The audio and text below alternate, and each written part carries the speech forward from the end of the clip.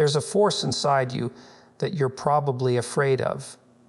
You've felt it boiling beneath the surface, tightening your jaw, clenching your fists, racing your heart. It's there when you're disrespected.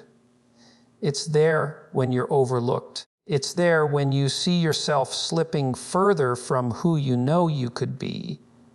That force is anger, and you've been taught to fear it, to bury it, to silence it with fake smiles and hollow distractions, because society tells you that anger is dangerous, that it makes you weak, unstable, even immoral. But what if that's a lie? What if anger isn't a flaw, but a signal? Not a curse, but a catalyst? What if, underneath the chaos and the rage, anger is actually one of your greatest sources of power? Because here's the truth: the people who change the world, who overcome impossible odds, who build, who lead, who rise, they don't lack anger. They learn to harness it, to discipline it, to turn it into focused, relentless action. They don't let it consume them, they let it propel them. This is not a speech about how to calm down. It's not about being passive. It's not about thinking positive while your life burns around you. This is a call to transform, to take the fire you feel and use it to light a path forward, to stop running from the storm inside you and start using it to break through the walls that have kept you stuck. Anger is not your enemy. It's your invitation, your turning point, your moment. And today, if you're ready, we're going to learn how to take that raw emotion and turn it into something unshakable. Achievement. Let's begin. Recognize anger as a signal, not a sin. Anger is one of the most misunderstood emotions in modern society. We've been told it's inappropriate, dangerous, even shameful. From childhood, we're often conditioned to suppress it, to calm down, to be nice, to stop overreacting. But in doing so, we forget that anger at its root is not inherently negative. It's a signal, a visceral alert that something in our world is out of alignment, whether it's injustice, betrayal, failure, or the realization that our potential is being squandered. Anger is the mind's way of calling for change. It's the body's emotional response to a perceived threat or violation, a demand that something must be done.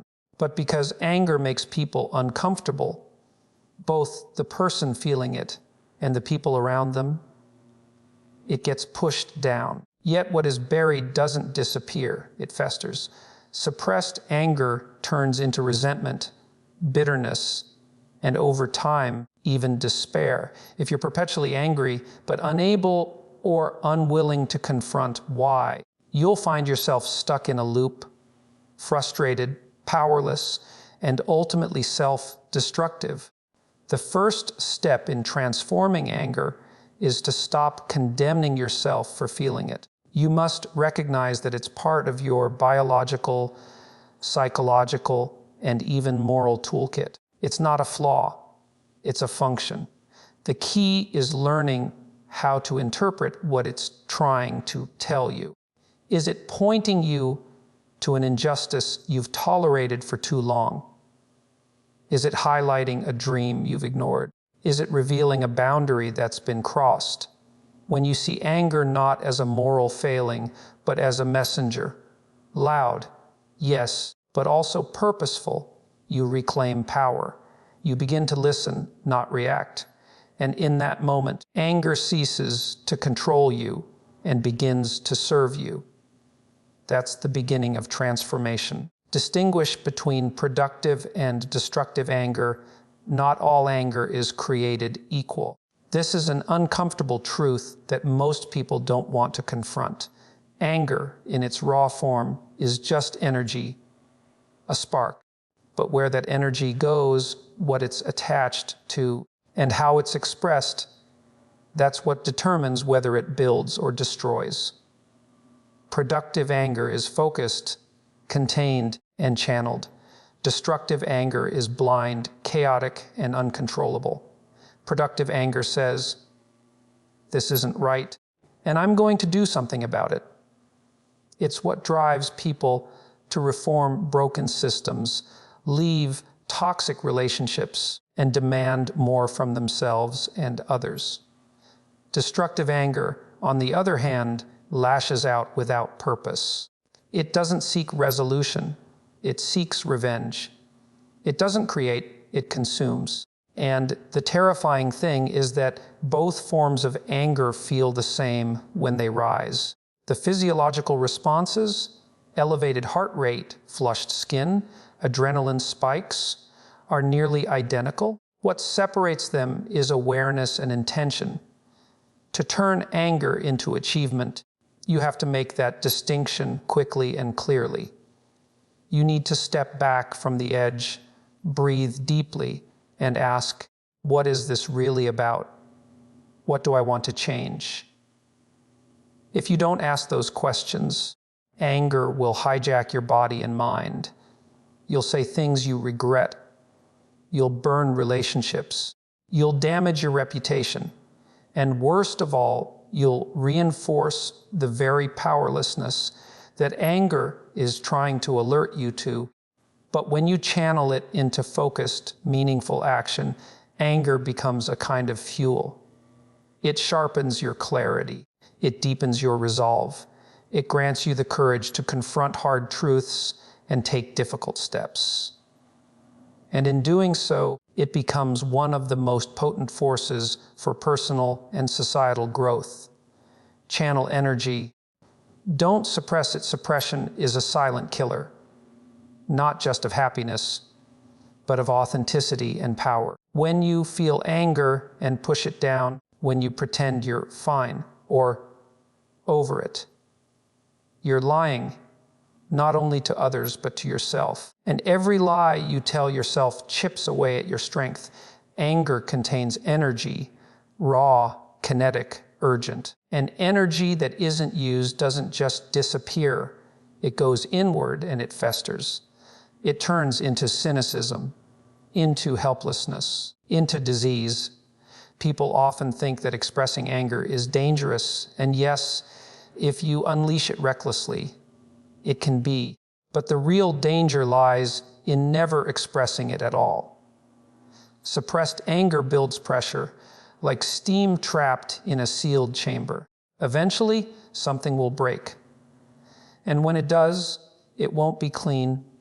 It'll be catastrophic. You'll explode at the wrong person, or the wrong time, or worse, you'll implode, turning your anger inward into depression or self-hatred. The alternative isn't to explode, it's to channel. That means finding a disciplined, meaningful outlet for the emotion. That could be creative, writing, music, art. It could be physical exercise, sports, martial arts. Or it could be practical, using the clarity anger gives you to take action, end a harmful relationship, start a new career path, confront a deep fear. When you channel anger, you give it purpose. You build a container for the chaos. You let the energy move, but in a direction that serves you rather than consumes you. And in doing so, you don't become less angry. You become more powerful, because now you're in control. Not suppressing, not exploding, but directing. And that is where real transformation begins. Responsibility over victimhood. There's a subtle poison in the modern world, and it's the seductive lie of victimhood. It tells you that your pain is always someone else's fault, that your anger is justified because the world has wronged you, that you don't need to change anything. Others need to change for you. It's comfortable, it's addictive, and it's completely disempowering. When you're angry and stuck in a victim mindset, you become a prisoner to the very thing that hurt you. You rehearse your pain over and over again, searching for someone to blame, someone to punish, someone to carry the weight that should be yours. And here's the paradox: the longer you sit in blame, the weaker you become. Because even if the pain was caused by someone else, the healing and the progress, that's on you. Responsibility doesn't mean excusing others' bad behavior. It doesn't mean accepting injustice or pretending it didn't happen. It means refusing to let your life be defined by what someone else did to you. It means saying, yes, this happened. Yes, it hurt, but I decide what happens next. Taking responsibility for your anger is terrifying at first, because it means you have no one left to blame. But it's also liberating. Suddenly, you're no longer waiting for an apology. You're not waiting for the world to be fair. You're not waiting for someone to save you. You're moving. You're acting. You're building. And when you shift from victimhood to responsibility, your anger transforms. It's no longer about proving a point or getting revenge. It becomes a signal that your life matters, that your values matter, that your goals matter, and that you are the one who will do something about it. Clarify what you want. Anger is often a symptom of internal confusion. You feel the fire, the frustration, the tension, but you can't quite say why. You lash out, you shut down, you spiral into thought loops. But underneath all of that, there's something deeper, a lack of clarity. The truth is, most people are angry because they don't know what they want, or because they've never had the courage to admit it. When you suppress your desires, ignore your values, or silence your ambitions, the psyche revolts. Anger rises like smoke from a smoldering life. Something inside you knows you're living beneath your potential, that you're off track, that you're settling. But without clarity, the anger can't be resolved. It has nowhere to go. It becomes circular and eventually corrosive. So you must do the hard work of asking yourself, what am I really angry about? Not just on the surface, but at the root. What dream did you bury? What boundary did you let someone cross? What truth did you avoid? This is where radical honesty becomes essential. You might be angry because you've never truly asked for what you want. Or maybe you did once and you were told it was too much, too ambitious, too unrealistic. So you shrunk, and that shrinking, that self-betrayal, is what fuels the rage. Because deep down, you know you're meant for more. Once you clarify what you want, really want, anger becomes a compass, not a curse. It points you toward the gap between your current reality and your ideal one. And that gap, that's the terrain where achievement lives. But you can't navigate it without a clear target. Without it, anger becomes noise. With it, it becomes a war cry. Build discipline around the fire. Discipline is what separates the destructive from the divine. Anger, by nature, is wild. It's chaotic. It wants immediate release. But if you act on it impulsively, you destroy things, relationships, reputations, opportunities. And if you suppress it entirely, you destroy yourself. So what's the answer? Structure, framework, discipline. Discipline doesn't mean denying the fire. It means containing it. It means taking that raw, emotional energy and giving it a form, a schedule, a ritual. You train it. Like a warrior owns their instincts through repetition and restraint, you build habits that allow your anger to move through action rather than explosion. It could be the discipline of working out instead of screaming, journaling instead of lashing out, building a business instead of tearing someone down. The goal is to create a daily system where the fire inside you fuels movement, not mayhem. This is hard because the easy thing is to let anger rule you, to indulge it. But that's weakness masquerading as strength. Real power lies in restraint, not suppression, but strategic redirection. Discipline transforms you from a victim of your emotions into a commander of them. And here's the deeper truth. The world doesn't respect uncontained emotion, but it deeply respects the individual who feels deeply and still acts wisely. That's the kind of person who builds empires out of ruins, who transforms heartbreak into art, who takes the mess and forges meaning. Build discipline around your anger, and you'll stop burning your life down. You'll start building something worth burning for. Use anger as fuel for action. You're not lazy. You're not unmotivated. You're angry, but unchanneled, and that's the problem. Anger contains enormous energy, physical, emotional, even spiritual. It jolts the system. It's meant to get your attention. But without direction, it just smolders inside you. You pace, you rant, you scroll endlessly, numbing the edge of that internal fire. But you don't move, you don't act. And so the anger becomes shame, and shame becomes inertia. But if you reframe it, if you recognize anger as energy that demands movement, you start to see it as a gift. It's not here to destroy you. It's here to wake you up. That relationship that's draining you, the job that's slowly killing your spirit, the habit that's stealing your potential. Anger is your soul's way of saying, this is not okay. Change is needed now, and that change won't come from thinking about it. It comes from action, from doing the thing you've been avoiding. Making the call, setting the boundary, writing the plan, moving the body. Anger creates momentum, but you have to be the one to direct it. So use the fire. Don't analyze it to death. Don't wait for perfect clarity. Just start. The first step might be messy. It might be scary, but it will be progress.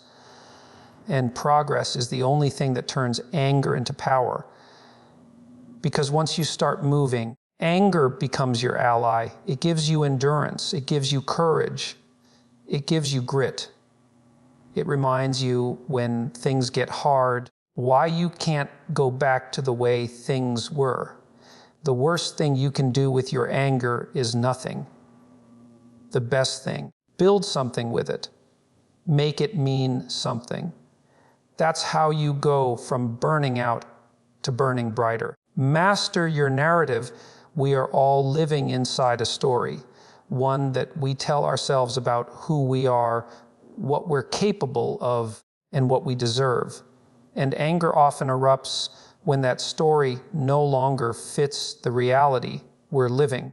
Maybe you see yourself as strong, but you're letting others walk all over you. Maybe you believe you're destined for something meaningful, but your daily actions betray that belief. This tension between who you think you are and how you're actually living creates cognitive dissonance. Anger often lives in that space. But here's the key: you are not a passive character in your story. You're the author. You can rewrite the script. That's the power most people never claim. Instead, they live inside stories written by other people. Parents, teachers, culture trauma. Stories like, I'm not enough, or I'll never make it, or the world is out to get me. And when the narrative is poisoned, anger becomes a permanent condition, because every moment of your life feels like a betrayal of who you could be. To turn anger into achievement, you must reclaim the pen. You have to identify the lies in your narrative and replace them with truth. not wishful thinking, but earned truth. Not I am amazing, but I'm capable of more and I'm working to prove it. Not they ruined my life, but they hurt me and I'm building something stronger because of it. Mastering your narrative means refusing to let pain define you. It means turning victimhood into victory. It means standing in front of the mirror and deciding that your future will not be a repetition of your past. And when you do that, when you shift your identity from someone who suffers to someone who rises, your anger no longer traps you. It empowers you because now you have context. Now you know who you are and where you're going. Now you're not just angry, you're on a mission, and that makes all the difference. Embrace conflict with purpose. People avoid conflict like it's a plague. They think peace means silence, that strength means keeping it all in. But nothing rots the soul faster than pretending you're fine when you're not.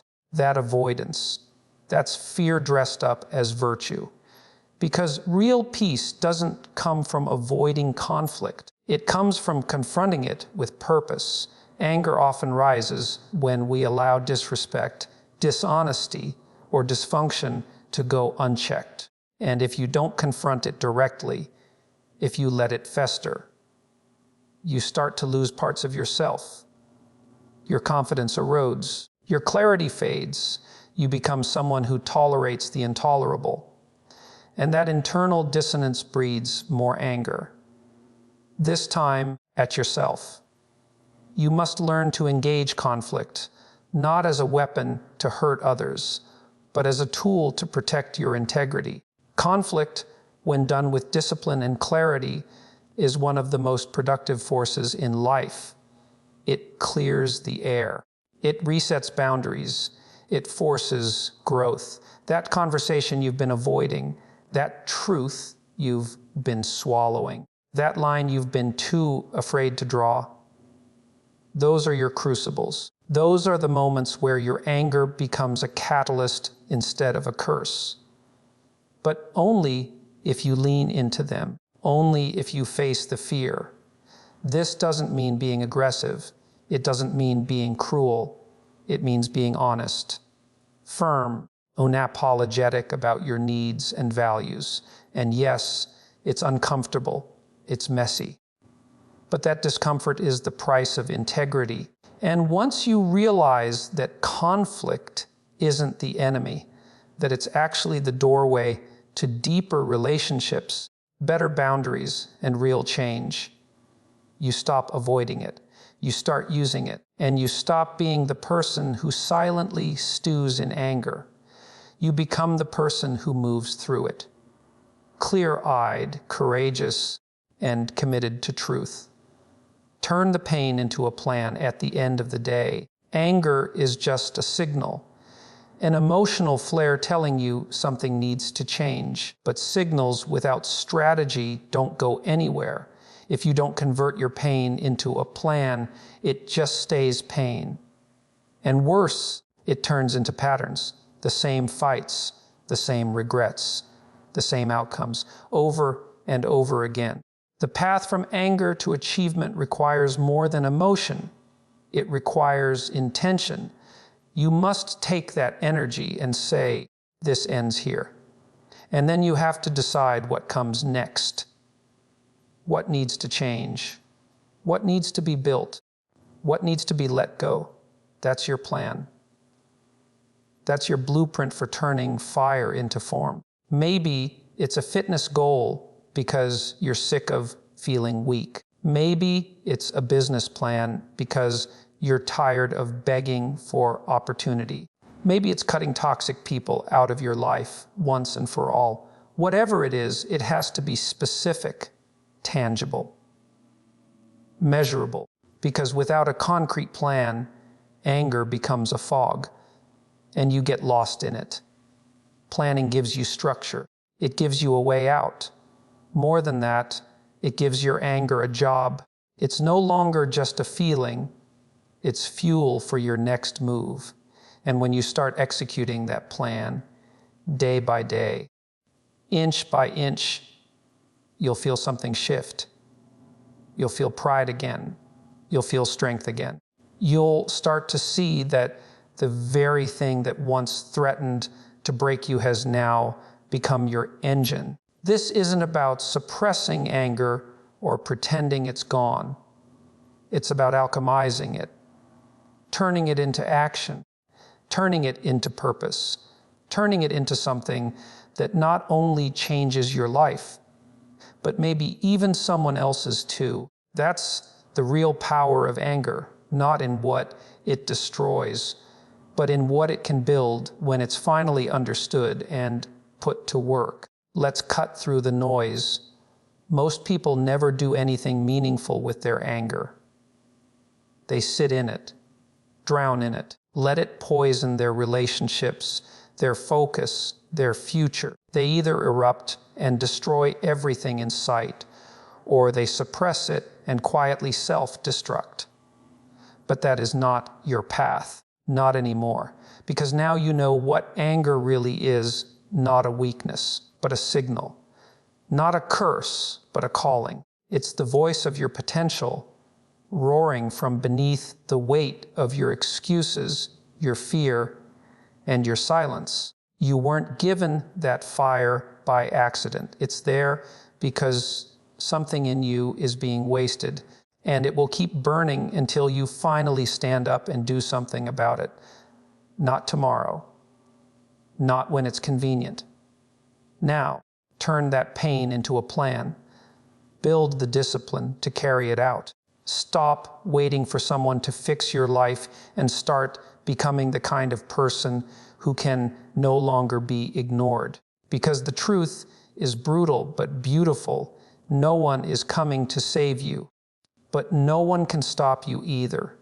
Once you decide that your anger isn't going to break you, it's going to build you. This is your edge. This is your fuel. This is your weapon. Now sharpen it and go become unstoppable.